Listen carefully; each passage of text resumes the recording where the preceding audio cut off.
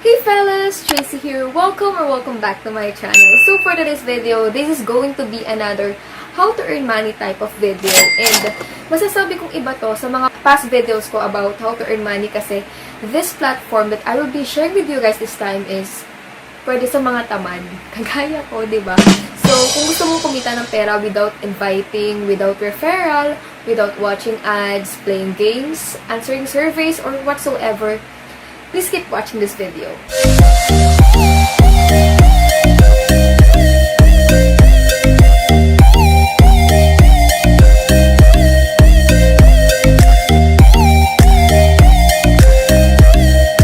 So, kung marami ka ng background sa pagkita ng pera online or kung gusto mo talaga kumita, alam kong nag-research ka na or familiar ka na sa cryptocurrency. And this video will be about cryptocurrency.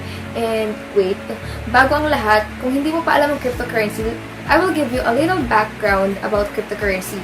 So ano nga ba si cryptocurrency? A cryptocurrency is a digital asset designed to work as a medium of exchange wherein individual coin ownership records are stored in a digital ledger or computerized database. Cryptography, okay, yun yung sabi ng Google. Pero based on my knowledge, ang cryptocurrency is, yan yung currency natin na ginagamit when it comes to digital form. So, para siyang digital money. Okay? So, ganun siya. Digital money siya na pwede lang natin gamitin digitally. Through technology lang. So, ito yung currency natin sa technology. Kung meron tayong currency dito sa Philippines, which is sa Philippine peso, sa US, which is the dollar. Sa digital world, meron tayong tinatawag na cryptocurrency, and isa pa nga sa type of cryptocurrency is yung Bitcoin. Bago ang lahat, sasabihin ko muna sa inyo kung ano yung app na kailangan yung i-download para masagawa mo tong pag-earn ng money na to. So, unang-una sa lahat is yung coins.ph. Alam kong familiar na kayong lahat sa coins.ph. Kung hindi pa, mag-sign up ka na and i-download mo na yung app na yun. So, ilalagay ko yung link sa baba. Kasi pag ginamit mo yung link ko, mag-earn ka agad ng 50 pesos. So, gamitin mo na yung link ko, bash. Sayang naman. Mag-install ka ng coins.ph, mag-sign up ka. Of course, nalagay mo dun yung name mo, complete name, address, tagasan ka, ganun. Para siyang Gcash. Alam ko familiar na kayo dito eh. So, huwag na natin i-elaborate pa. So, yung coins.ph is a way to buy Bitcoin dito sa Philippines. So, install nyo na muna ng coins.ph. Punta na muna tayo sa mismong platform na sasabihin ko sa inyo. So, ang Tierlo is a service that provides unique services in the market. So, bumibili sila ng Bitcoin and tinatransfer nila ito sa PayPal. And with an extra flight up to 20%. Kasi alam ko marami na ngayong pwedeng pag-exchange yan ng Bitcoin. Marami dyan pwede. Pero, bakit mo pipiliin si Tierlo? Kasi si Tierlo is mayroong pinaka mataas na exchange rate. So, meron silang 20% na exchange rate. So, kunwari, sa kanila, mag-exchange ka lang normally. Pero kay Tierlo, mas lalaki ang kita mo kasi meron silang, pwede mo sabihin patubo sa'yo na 20%. Okay? So, wag na natin patagalin pa. Ipapakita ko na sa inyo kung paano kumita from Tierlo. So, ito yung itsura ng Tierlo, guys. So, makikita nyo agad sa website nila, nakalagay dito is crypto exchanger with 12% extra rate. So, ito yung minimum. 12% to 20%. And if you have a crypto and you want to make money on it, it's only need to have a Bitcoin and a PayPal account. So, start working with us. Explain ko muna sa inyo kung paano mag-exchange. So, una, i-compare daw yung rate nila sa other exchangers. So, i-calculate natin. And sabi nga nila, mas mataas yung exchange rate nila, meaning mas kikita tayo kay Tierlo. Pangalawa, enter natin yung amount ng Bitcoin kung magkano yung gusto natin i-exchange and ibenta sa kanila. Pangatlo, lalagay natin yung BTC address natin and yun na nga, dadating na yun sa PayPal account natin. So, you need to install PayPal too, guys. Of course, we are all familiar of PayPal. So, disclaimer lang sa PayPal, be careful to sign up. Hindi siya madaling palitan. So, ilagay niyo yung kompletong pangalan niyo talaga. As in, first name, middle initial, surname. Huwag niyo mamaliin, guys, kasi mahirap talaga. Danas ko na sa sarili ko. And, ilagay niyo yung tamang address niyo. And, pwede niyo din i-connect yung inyong credit cards and your Gcash account para pag na-send na nila sa PayPal yung pera, pwede mo na siyang i-convert sa Gcash. Pero alam ko may verification si PayPal na 21 days. And, yun na nga. Normal lang yun. 21 days talaga bago nyo ma-receive sa Gcash yun kasi parang bine-verify nila kung totoo ka. Lalo na kung first time mong mag-curl ng transaction sa PayPal. So, dito, mag-exchange ka lang, kikitaan na talaga. No invites, no referrals, no surveys. Wala kang ibang gagawin. Mag-exchange ka lang best. So, hintayin mo na lang. Sila yung tatrabaho para sa'yo and sila yung magsasend sa PayPal account mo. ng tinubo mo. So, ayan na nga. Pag scroll down mo, makikita mo na dito yung Speedy Crypto Exchanger with 12% extra rate. So, ang rate nila ngayon, sa ngayon, kasi guys, from time to time, nababago talaga yung rate ng Bitcoin. Nakalagay dito is $10,850.76 US dollars. O, nabago agad, diba? Per Bitcoin. Lalagay mo na dito yung BTC amount to sell, kung magkano yung makukuha mong dollars, and yung tamang PayPal email mo. Again, be careful sa PayPal email. And start mo lang yung Speed Exchange and voila.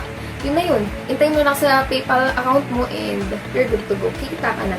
So, bago yon, punta na muna tayo sa coins.ph. When you open coins.ph, again, mag-sign up kayo sa coins.ph.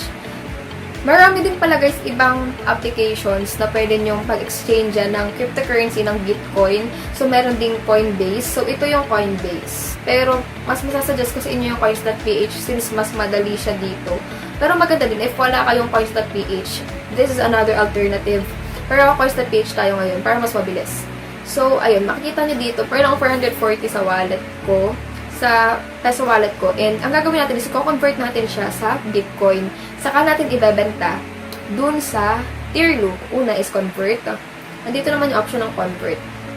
So, pag convert mo, makikita mo dito yung current rate nila, which is 508,253.37 pesos per 1 Bitcoin. Kunwari, mag-convert tayo ng 400 pesos.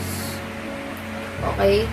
So, ito daw yung makukuha nating Bitcoin. 0.000780701. So, slide to convert. Confirm. So, success. You converted. Yan. Ito, okay na yon. So, back to my wallet. Makikita na natin siya dito sa Bitcoin natin. So, ito na siya.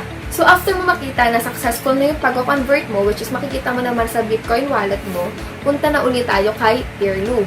So, tandaan mo lang to kung magkano yung total mo, guys. So, sa akin dito, 78701, diba? So, punta tayo kay tier 2. So, when you open tier 2, ito agad yung bubungal sa inyo. Nakalagay dito, Crypto Exchanger with 12% extra rate. Again, this is their minimum exchange rate. And ang maximum nila is 20%. And ang gagawin lang natin is, mag-enter tayo ng Bitcoin amount to sell. So, makikita natin kung magkano yung kaya natin i-sell sa ating coins.ph. Based on my Bitcoin wallet, I have 0.00078 701. 0.00005. Yan lang yung ibebenta natin. So, ang makukuha natin doon is $5.48. And, lagay lang natin yung PayPal mo. Again, be careful sa PayPal, guys.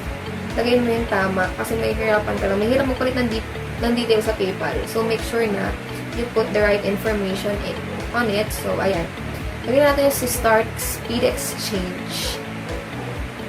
And ito na nga, makikita na natin yung na nagwe-wait sila sa confirmation sa Bitcoin network. And para successful natin yung transaction na to, we need to go back to coins.ph. So what we're gonna do is we'll click the send button. Makikita mo naman dito, yan, send. And enter Bitcoin address or you can scan it if you want. Pero enter ko na lang. And balik tayo kay tier 2. So andito yung address. Itong i-highlight ko. So we'll just copy it and paste it here. Okay. And lagyan natin yung amount, which is 0.005. And 242 pesos nga yun, guys, diba? Bitcoin. Okay. Ito, pipili kayo ng blockchain fee. So, pag low, medyo matagal ma-deliver yung pera. If medium, yan. Pili ka lang yan. Pag bilis nung pag-exchange, guys, pagtaas ng charge. So, low na lang tayo dahil di naman tayo nagmamadali. Slide to confirm. 2841. Yun, okay na. So, nakalagay yun is, success funds will be transferred. So, dun mo na nga makikita and malalaman na successful yung transaction. Eto na siya, guys. And mag-iintay na lang tayo na ipadala ni coins.ph kay tier 2 yung ating Bitcoin payment. So, after nun, makikita na natin siya sa PayPal natin. So, punta tayo kay PayPal para makita nyo lang, guys. As you can see naman, kay PayPal, wala pa akong balance kahit piso kasi I don't usually use PayPal. So, ito siya. Yan, 0.00 PayPal balance natin. And babalikan ko kayo, guys, if mag-show up na dito sa PayPal account ko yung payment ni Tierlo. So, kung gusto niyo mabilis siya mag-show up, guys, pindutin niyo yung high. Kaya lang mas mataas yung charge niya.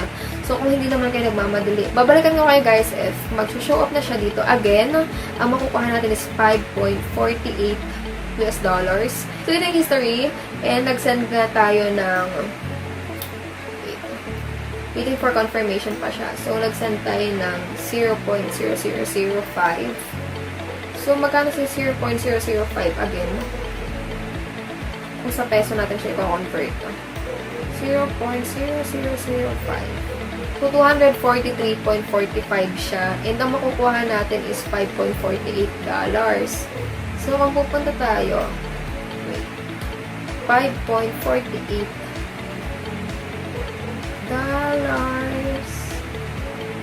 to peso.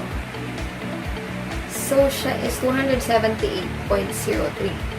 So, yung 243 mo, pagbalik is 278 na. Guys, di ba? Nag-convert ka lang naman, and hintayin mo lang yung pera mo dun. Kasi, hinintay lang natin yung transaction. Ayun, tutubo ka na. What if ang ilalagay mo is yung mas malaki? Di ba, pagtaas ng amount na ipepay mo and exchange mo, pagtaas din ng exchange rate nila. So, mas mataas din yung tutubuin mo. And nga pala guys, priority ng Tierlo is, hindi mas sa priority, pero mas magiging mabilis yung transaction if mas mataas. More or less $10 or 500 pesos yung exchange nyo kasi mas mabilis nila yun na pa-process. And kung gusto mo mabilis na pera, mas malaki yung tutubuin mo guys. Paglaki ng payment na i-convert nyo and exchange nyo, paglaki ng tutubuin nyo. So, papakita ko sa inyo pag dumating na siya sa PayPal wallet ko. Okay? Bago yon, punta muna tayo dito kay Tierlo again. Sabi nila dito, they are providing higher rates than many others. Marketers or exchangers, compare it by yourself. So, ayun. Nakita naman natin yung result. Mas tumubo tayo guys ng pag-exchange natin. Nag-work sila globally, which is kahit nasang lupalot ka man ng mundo, pwede silang mag-exchange, live rate monitoring, and simple exchange forms. Super dali nga lang naman guys kasi diba, itatype mo lang kung magkano, punta kay coins.ph and okay na siya. Hi guys! So I'm back and I will be showing you the transaction receipt that shows na successful talaga yung transaction. So makikita mo naman siya sa email. Nag-email sila sa akin guys and ito nga yun, makikita nyo naman. Nakalagay yung blockchain transaction ID, the Bitcoin amount, and the US dollar amount. And of course, may PayPal email. And marami pa ditong information so you can read it naman if nag-email na sila sa inyo. So, ipapakita ko na sa inyo sa PayPal account ko. Yes, ito na siya. So, makikita nyo na from 0, naging 287.98 pesos na siya. And ito nga yung latest activity na sinend ni Ulrich. So, ito yung sa Tierlo, I think. And ito na nga yung $5.89. So, as you can see dito is 6.48 talaga yung sinend nila, which is binawasan nila ng fee. Kasi sabi nila sila na yung humahawak or gumagastos para sa fee. So, wala ka nang iintindihin para dun. And, ayun, gusto ko lang ipakita sa inyo na successful siya. And, kumita talaga ako kasi wala naman akong ginawa at all. Inintay ko lang talaga sa PayPal account ko na mag-appear yung pera. So, punta ulit tayo kay Tierlo. And, basahin natin yung frequently asked questions nila. So, nakalagay dito is, ang minimum amount is $1. So, kung ginamit nyo yung link ko sa coins.ph, pwede nyo na siyang gamitin for starters. And pang-try nyo lang talaga guys, para makita nyo talaga na legit to. And, kikita ka talaga. So, ito siya. And, sabi nga dito is, hindi na nila kailangan mag-register para makapag-work sa kanila. And, sila din yung nagko-cover ng fees. So, andito pa ibang frequently asked questions nila. So, you can read it na lang if you go to their website, which is tierlo.com. And, ayun, explore nyo lang siya. And, andito din yung mga recent successful transactions nila. And, screenshots to ng mga users mismo. So, ito yung proof na talagang legit sila. And, kumikita ka talaga. Ayun, so, ayun lang naman. I hope you enjoyed watching this video. Hindi na ako nakapag-vid ng outro. Explore nyo lang yung Tierlo, guys. So, I promise, nakikita talaga kayo dito and nakapakita ko naman sa video yung proof, diba? And if may questions pa kayo, you can drop it sa comment sections below para masagot ko and ayun nga, para matulungan ko kayo dito about kay Tierlo. Ayun, I hope you enjoyed watching this video. Please click thumbs up if you do and sana magamit nyo to guys kasi legit talaga siya. Don't forget to subscribe for more music, beauty, and lifestyle videos. Bye-bye!